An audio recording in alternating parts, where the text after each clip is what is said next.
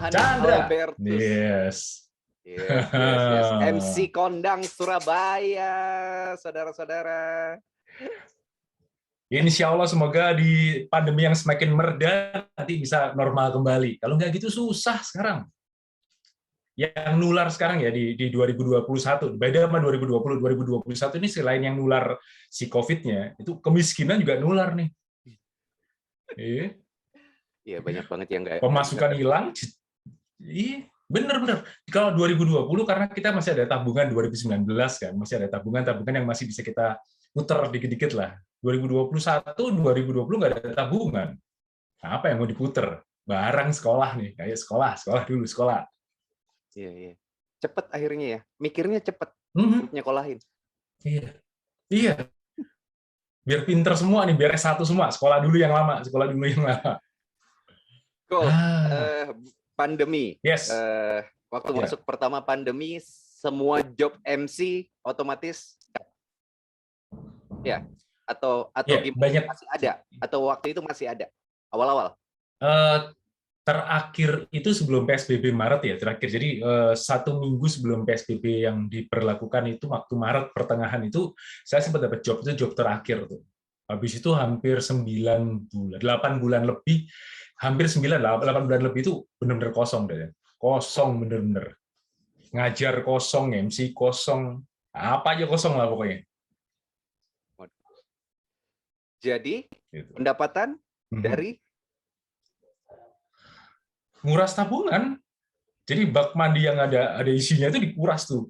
Wah, kalau bisa sampai kotoran di bawahnya diambilin tuh.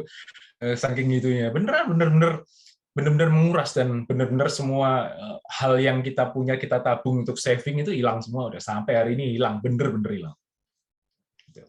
Kamu nggak ada investasi kok waktu itu kok? Investasi.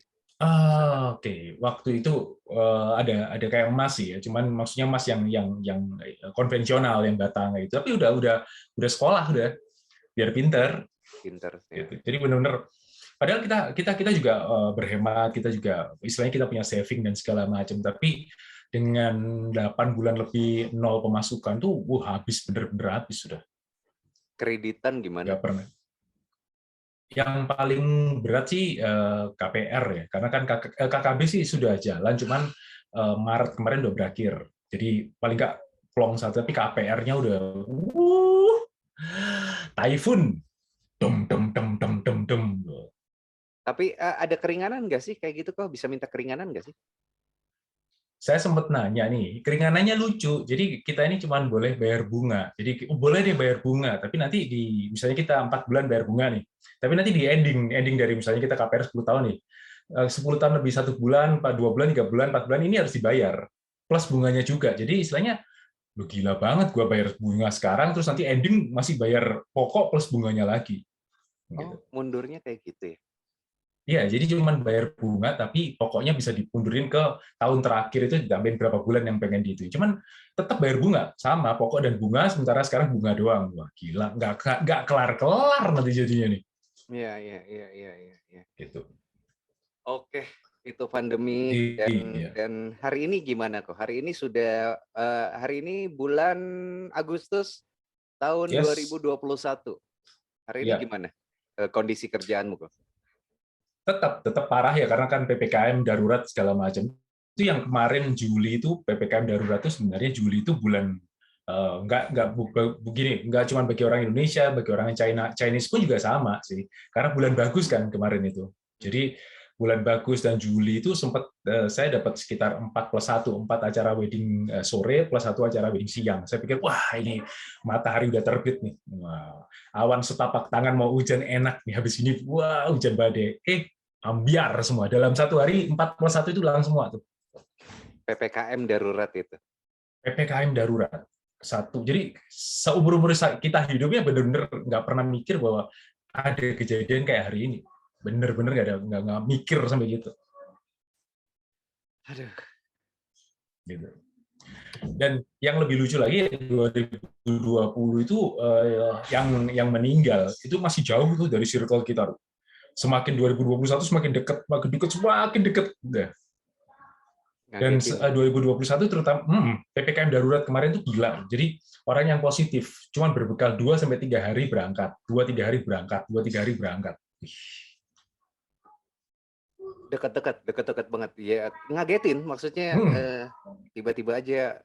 Makanya aku sampai uninstall Facebook di HP kok. Iya. Jadi untuk menjaga imun, maksud gue gitu, supaya apa namanya, gue nggak baca kesedihan terus, karena yang lain-lain membabi buta memposting tentang turut berduka cita itu, dan itu sedih banget gitu loh. Jadi ya kan, jadi gue uninstall bener-bener apa namanya, gue uninstall Facebook, gue uninstall Twitter. Jadi udah apa namanya, nggak mau baca-baca dulu deh gitu. Jadi kalau mau buka Facebook sekali-sekali nggak apa-apa, gue buka di browser kayak gitu. Sedih, teman akrab semua soalnya. Iya bener, semakin circle-nya semakin dekat, teman-teman mantan radio. Makanya daripada sosmedan kayak Twitter lah, kayak Facebook, paling enak TikTok lah, udah joget doang. Udah, nggak ada yang innalillahi di situ. Betul. Jadi gini, kalau TikTok itu algoritmanya menyesuaikan apa yang kita minati. Jadi kalau kita doyannya nonton yang joget-joget, itu otomatis algoritmanya akan ngebuka di bagian itu aja tuh. Dia akan ngebaca bagian yang nari-nari. Kalau kita misalnya buka yang bahasa Inggris, pengetahuan bahasa Inggris, belajar bahasa Inggris, algoritmanya ke situ lagi. Ya apa namanya, menarik dan menyenangkan akhirnya kan TikTok. Makanya Instagram dan juga YouTube dia paling baru, lu perhatikan deh, di aplikasi di bawah itu namanya short. Sudah ada tombol short. Itu sama persis dengan Reels di Instagram. Nah, itu dia. Cool. Gitu. Dan semakin Oke, kita cerita flashback sedikit. Lu boleh. MC pertama masih ingat nggak kok di mana kan? Itu tahun 96. Jadi saya masih SMA kelas 2. Jadi dari SD udah sering di SD dimintain, MC dong, MC. Ya udah. SD, terus SMP mintain terus akhirnya SMA itu yang akhirnya mulai kenal teman-teman radio, mulai kenal ini, akhirnya waktu kelas 2 SMA itu dimintain untuk MC anak kelas 1 si Seventeen. Itu pertama kali itu. Bukan. Pertama kali itu dimintain adiknya teman ulang tahun kelas 4 SD gitu. Saya masih ingat saya jadi Peter Pan tuh. Gitu. Pas pernah SD zaman dulu tahun 90. Pakai kostum gitu pernah? Ya, Peter Pan pernah pakai kostum gitu, cuman waktu itu memang nggak ada Luna Maya mah, nggak ada Cutari ya, jadi Peter Pan-nya masih Peter Pan yang Tinkerbell nih. Iya. Bukan Noah. Jadi bukan. Jadi itu pertama kali pakai baju itu dikasih nih, bajunya kostumnya ini, terus MC ya anak kelas 4 SD. Itu bayaran pertama 25.000. 25.000. Itu 25. Lu gimana tuh? Deg-degannya gimana waktu itu? Masih ingat nggak? Sebelum naik tuh deg-degan, cuman karena kostum itu ternyata tuh membantu menjadikan kita jadi topeng sih. Nggak tahu kenapa ya, kalau pakai kostum itu kayaknya udah gila-gila aja lah. Lebih aman ya. Zaman itu aman ya. Bener. Iya bener. Kayak udah jadi Peter Pan, udah jadi bener-bener saya menjiwai Peter Pan aja, udah pura-pura terbang, pura-pura nyanyi, pura-pura apa kayak gitu. 25.000. Lo tau nggak 25.000 saya habisnya di mana? Di mana? Di station. Bisa apa 25.000 di station? Cuma bisa beli aqua doang itu. 96 tuh separuh. Dapat stanky dulu. Serius. Jadi dulu gocap kan. Asli 96 tuh gocap kan. Gocap. Zamannya ada kayak Superman, petir dan teman-temannya lah, gocap. Jadi saya punya 25, yang nutupin 25-nya itu home DJ-nya sono, DJ Frankie itu. Separuhnya saya gitu. Itu habis di station tuh. Gaji pertama. Iya, iya, iya, iya, iya, iya. Masih enak soalnya. Masih enak, iya, iya, iya, Masih iya, dulu. iya, iya, iya. Sekarang udah nggak enak. Iya, iya, iya, iya, iya, iya. Nggak Iya. tahu gua, asik. Lu Oke, lebih iblis dari saya. oke. Oh, terus terus lu Hmm, yes. itu waktu itu nggak belajar nge-MC itu? Gini, biasanya setelah saya MC itu saya tanya sama terutama pemegang keputusan, misalnya kayak kakaknya atau orang tuanya, saya tanya, oke terima kasih udah dipercaya, terus apa yang perlu saya tambah ya, apa yang perlu, jadi evaluasinya dari orang yang bayar, gitu. Jadi Hmm, kadang-kadang evaluasi sekaligus istilahnya juga pamit. Saya kalau pesta itu mesti gitu, datang datang pamit ya, halo saya Yohanes, pulang pun saya pasti pamit, biarpun sesibuk apapun saya tunggu sampai akhirnya saya bisa pamit sama si pemegang keputusan. Sampai hari ini saya masih gitu. Jadi nggak asal-asal saya terus ngilang, udah. Tetap saya kan istilahnya terima kasih, terus mungkin ada masukan saran buat saya. Dan sebelum ada kata-kata saran netizen, sebenarnya mereka-mereka ini netizen yang baik buat saya. Mereka ngasih masukan, mereka ngasih kadang-kadang pujian, mereka kasih kritik, yaitu dari orang-orang pemegang keputusan. Karena prinsipnya gini, Chan. Saya ini prinsipnya adalah saya nggak mau buang-buang energi untuk memuaskan semua audiens. Itu saya. Yang saya puaskan adalah orang yang bayar saya. Prinsipnya cuma itu aja. Jadi misalnya ini ulang tahun zaman dulu ya, yang ulang tahun orang tuanya sama keluarganya udah. Persetan dan teman-temannya mau ini nih, saya nggak peduli, pokoknya yang bayar saya harus saya puasin. Udah cuma itu. iya, iya, iya, iya, iya, iya. Gitu. Itu etika yang lu tanamkan ke diri lu sendiri dalam menghadapi Yes. customer lu kan itu kan istilahnya Betul, buyer lah. betul. Saya punya dua hal yang sampai sekarang masih saya lakukan. Yang pertama, datang dan pulang pasti pamit. Itu pasti. Itu jadi sudah saya biasain. Yang kedua adalah saya nggak pernah telat.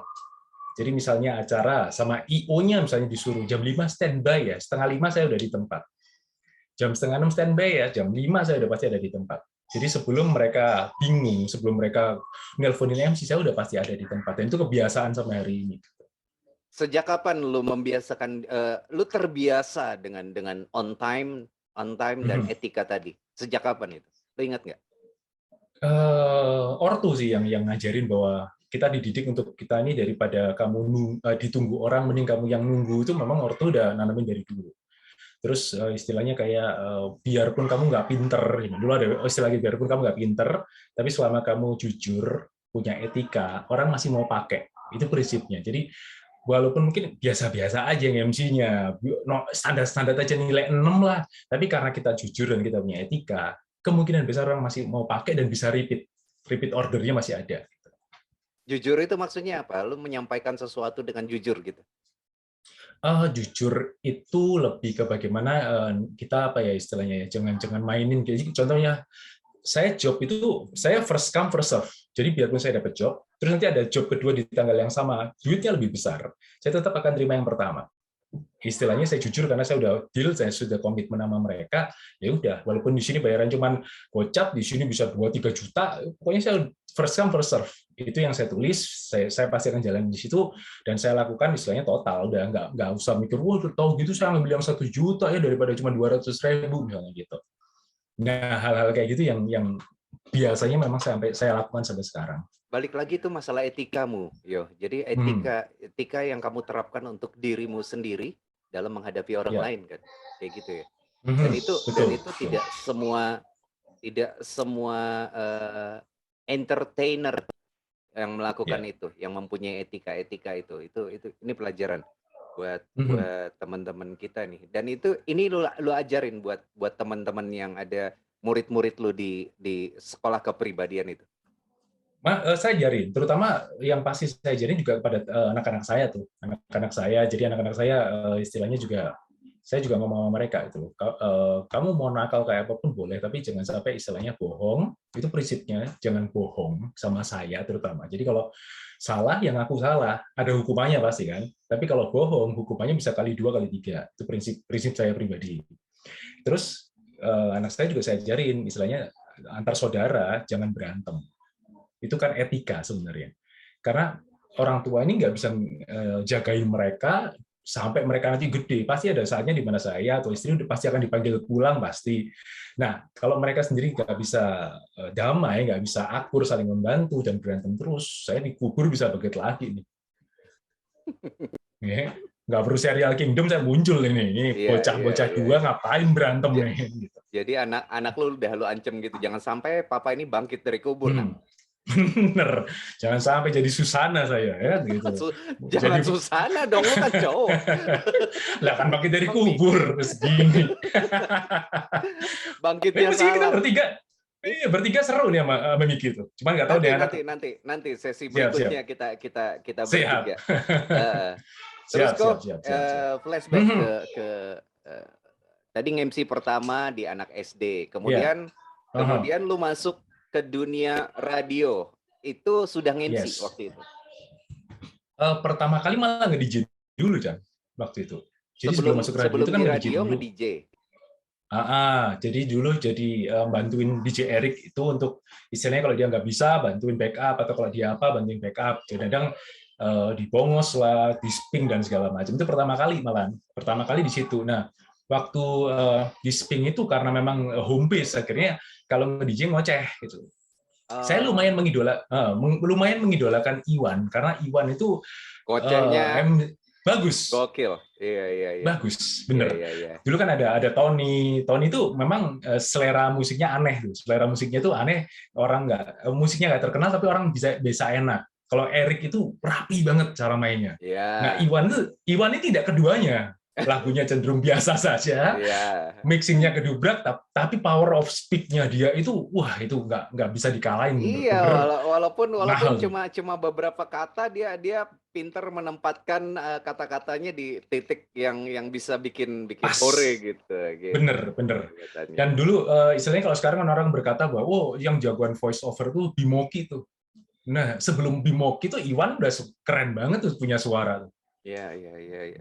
Zaman-zaman ya itu tadi kita punya apa ya? Zaman itu tuh punya kelebihan masing-masing. Misalkan saat orang tidak main match up, gue udah main match up duluan zaman dulu kan. Nyampur nggak jelas kayak gitu. Bener. Dan itu dikata-katain. Terus Iwan juga gitu tuh kondisinya. Apa sih ngomong mulu DJ segala macem. Padahal ya di tempat lain dan sampai hari ini dibutuhkan tuh yang kayak gitu-gitu kan. Itu kadang-kadang ya mungkin kita terlalu visioner waktu itu. Iya bener. Terlalu bayangin sekarang kalau kita ngomong sekarang sampai DJ udah ada MC-nya sendiri supaya ramai terus. Sementara zaman dulu kan dijalanin sendiri betul. Bener. Zaman dulu ketika saya lihat DJ Chandra main kadang-kadang instrumennya apa, akapelanya apa bisa dimasukin. Betul. Nah itu kan cikal bakalnya mess up sebenarnya kalau era sekarang, misalnya beat tambahan yang biasa kita mainin dulu di Citandui juga, ya itu yang dipakai TikTok sekarang sebenarnya. Yes. Ya, gue ingat banget Jam Round, tiba-tiba gue masukin DJ Riri, Rusty Gitar, Colors Pop Surabaya pecah nggak keru-keruan, terus gue ditegur, lo apaan sih Chan? Nyampur-nyampur lagu house ke malam R&B gitu. R&B gitu. Padahal baseline-nya gue pakai Jam Around, pakai House Open kan. Tapi ada teng itu kan melodinya dari Rusty Gitar. Melodi ciri khasnya Jiri. Itunya kok, gue looping, gue masukin itunya dan gue ditegur waktu itu. Jangan main kayak gitu. Itu ternyata hari ini semua mainnya kayak gitu. Terlalu visioner waktu itu.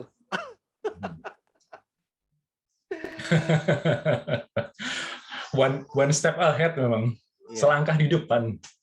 Oke, go. Terus tapi itu kita keren loh Chan waktu itu. Jadi benar-benar bahwa akhirnya dunia DJ hidup lagi kan waktu era-era itu DJ FM itu kan akhirnya karena kita main funky mix kita ini akhirnya hidup lagi bahwa apa-apa pakai DJ apa-apa. Kita dulu punya Black Star udah nggak usah menyewa band, udah pakai DJ aja bisa dan segala macam. Dan itu jadi tren yang gila itu. Sayangnya duitnya nggak gede aja waktu itu. Coba sekarang gua kaya kita nih. Nah itu zaman itu nggak mikirin ya bayaran. Kalau gue kan gue gabung juga sama teman-teman di Jakarta. Mereka sebulannya waktu itu kok gue ingat banget ngobrolnya. Mereka bilang sekitar 18 juta sebulan, bayangin. dibayar di sebuah klub mainnya cuma 3 malam. 3 malam seminggu, tapi bayarannya 18 juta sebulan. Surabaya nangis kok, segitu kok. Wah, saya nggak ke stasiun lagi tuh. Saya sewa deluxe tuh. Ya, buka room tiap hari. Buka room udah 18 juta tahun itu, bayangin. Tahun itu. Manajer kelas atas tuh. Ya, dan itu mereka nolak-nolak. Oh, gue nggak mau main di sini, nggak enak gini-gini. Jakarta gila ya, gila. Gue bilang, gue sampai geleng-geleng. Aduh, gue di Surabaya main 300.000 semalam aja, udah sujud syukurnya bolak-balik tuh. Bener. Hari yang setelah gue ninggalin Surabaya, anak-anak DJ-nya tuh ada yang dibayar cuma 100.000 semalam. Ya, ada. 50 ada yang nggak bawa alat, 50 dijalanin sama itu. Penting main kan mereka kan. Anak-anaknya Frankie tuh, anaknya almarhum Frankie tuh banyak banget tuh. Bener. Jadi memang nggak, buat yang lagi nonton kita di Chandra Mata, memang era zaman dulu itu penyiar jadi kayak selebriti lokal ya kan, DJ jadi selebriti lokal. Band-band top 40-nya Surabaya dulu, wah melegenda udah di pensi ke pensi. Lebih seru mereka daripada bintang tamunya kadang-kadang. Betul. Kok sambil ngerokok ya? Yuk.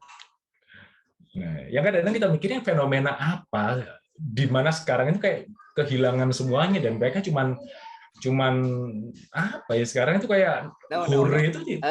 Ya, yang gue perhatiin gini, karena medianya terlalu banyak sekarang. Media yang diserap oleh anak muda zaman sekarang itu terlalu banyak. Itu tadi semua aplikasi bejibun, tidak cuma TV dan radio kan. Sekarang mereka punyanya, nggak kayak dulu. Kalau dulu tuh bener-bener terbatas. YouTube nggak ada, Jack. Zaman dulu, Jack. Bener. Nyari lagu enak aja harus gila-gilaan, langganan hits lah, inilah, download di area yang gini lah.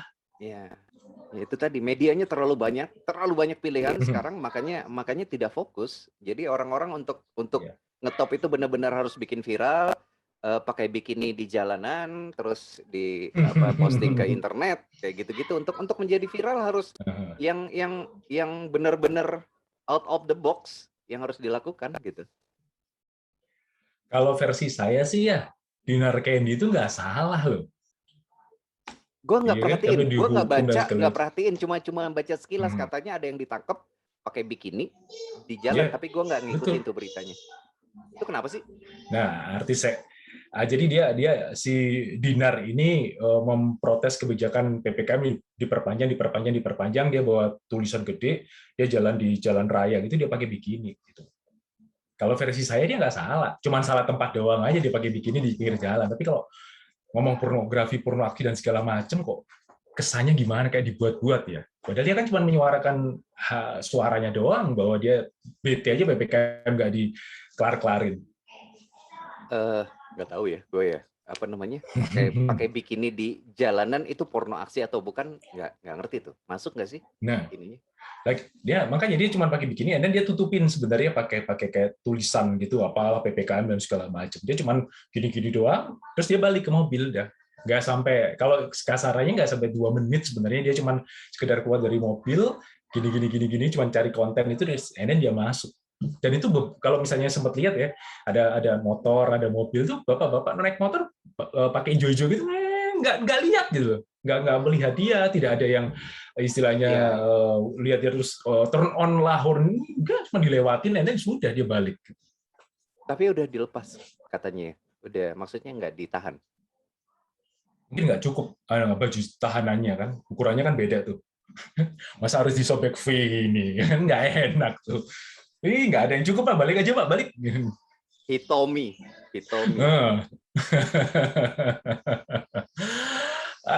Oke, kita balik lagi ke tahun 90 berapa? Lo masuk setelah zaman Sping itu, lo masuk radio pertama kali di JFM, Tako? Bukan. Waktu itu pertama kali ngelamar itu pengen ke IBS. Terus ngelamar kan. And then yang menerima saya itu Bung Mario. Bung Mario itu notabene dulu itu dia punya anaknya itu teman SD saya. Sebenarnya saya udah kenal cukup lama sama beliau. Jadi Bung Mario itu yang training, akhirnya saya di training di Ebong Sawo tuh ceritanya tuh di training gini. Terus saya pikir akan dimasukin ke IBS, dalam malah dimasukin ke Merdeka untuk gantiin Roni waktu itu. Roni kan acara malam tuh. Rondang tuh acara malamnya rame waktu itu tuh. Wes, di mana Merdeka itu kan cewek semua tuh, cuma acara malamnya doang si Roni ini yang cowok. Nah, Roni pindah. Itu kosong tuh. Akhirnya saya diplot ke situ. Nah, di training diplot ke situ, tapi dalam hati ya pengennya waktu itu masuk ke IBS karena merasa bahwa wah, di Merdeka segmennya adult sementara saya masih segini-gini, akhirnya saya lepas gitu. Jadi akhirnya saya lepas. Nah, setelah itu Citandui bikin lamaran, iseng saya daftar ke situ. Kalau nggak ketemu Dodo dong lo di Merdeka. Nah, yang gantiin saya Dodo.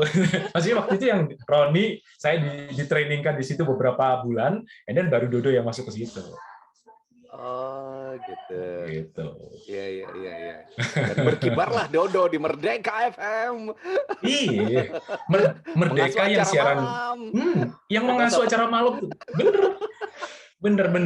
Roni Armes itu dulu gila, tuh legend tuh waktu jam 10 malam ke atas di Merdeka. Masih gue bahas sama dia, gue ada tuh di grup sama dia tuh. Itu anak emang, aduh, broadcast consultant ngomongnya. Tapi bahasanya, tone suaranya itu womanizer banget tuh Roni, bener.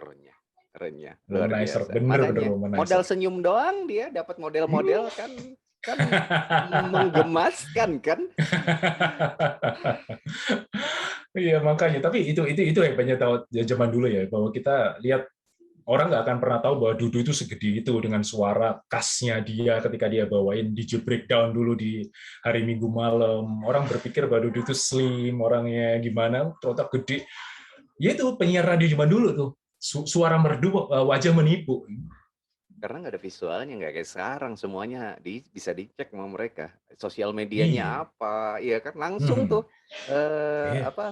Kokoyo Instagramnya apa, udah langsung dicek hidup lo.